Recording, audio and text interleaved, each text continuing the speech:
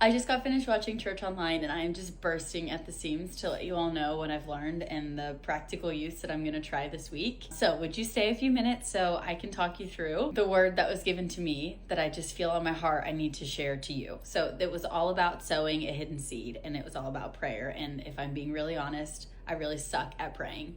I know that prayer is so important, but oftentimes I don't do it because I think it needs to be this like extravagant thing. I'm telling you that's false. We're just gonna start. He was in Luke chapter 5, verse 15. And it was talking about all these people coming to Jesus and like needing Jesus and wanting to be cleansed and to be healed. And at the very end of it, the very last verse, it says, "Yet he often withdrew to deserted places and prayed." And I think that is so powerful to know. Even Jesus got overwhelmed sometimes that he needed to take a step back and go to places and pray by himself. There are 3 practices that he talked through. We're going to go over them. They're through your life, through your language, and through your love. So the first one is the practice of presence. And that's just praying continually. Before you do anything, say a quick prayer. Before you respond in a meeting, say a quick prayer. Before you get defensive, before you see a comment that you don't like, before you get on the road, before you start to feel anxious, just say a prayer. God does not need a lot of words to use what you're asking him for. This year, y'all, it has really stunk for me.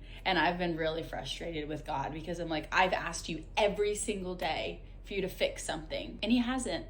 That doesn't mean I stop. That doesn't mean that I'm giving up praying. God never promised that he would give me what I wanted, but he did promise that he would give me what I need.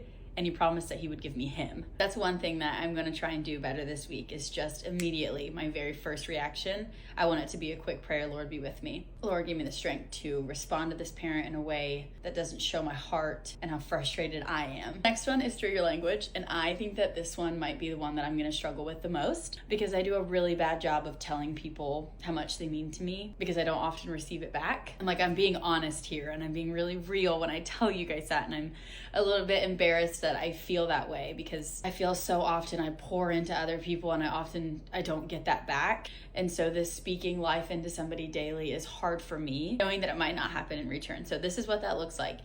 The next time this week that you are talking positively about somebody in a conversation, tell them. Call them, text them, send them a voice memo. Let them know that you are speaking positively about them, because you never know the encouragement that somebody needs. It's blessing people and speaking over people. And maybe they're not a Christian. Maybe they don't ever hear any of those words of encouragement. But I think that if the Lord continues to encourage you, you should be taking that and blessing other people with it. And the last one is through your love, which is consistency. We talked about throwing like a pebble in a pond versus like a big giant rock. Eventually those pebbles, they're going to make greater waves and greater waves. Same thing with prayer. I have prayed the same thing since September. Lord, give me a break. I'm exhausted. I'm so tired. And he hasn't done anything yet, but it's changed my perspective on the mission that I'm called to. It's teaching me more about patience and more about love and more about grace, more than I have ever had to in my entire life. Honestly, sometimes God's just not going to answer your prayers because it's not what you need. Success in prayer is not about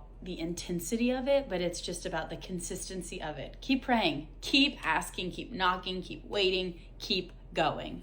God does care about the little things. I mean, Jesus had to go off and pray. If Jesus has to go off and pray, what makes you think that you don't? I know that there are some things that people are struggling with a lot more than I am, but that doesn't make my prayers or my wishes any less valuable than yours. Maybe you're like, I don't have anything, but there's this heaviness on me, but I don't have this. And so many people have so much more. God doesn't care. He doesn't care how big it is. He doesn't care how small it is. He can use your prayer, I promise. I hope that encourages you a little bit just as much as it encouraged me. Pray continually this week. Pray over everything this week. Tell somebody you're thinking about them. Encourage somebody this week. Let's have a great week.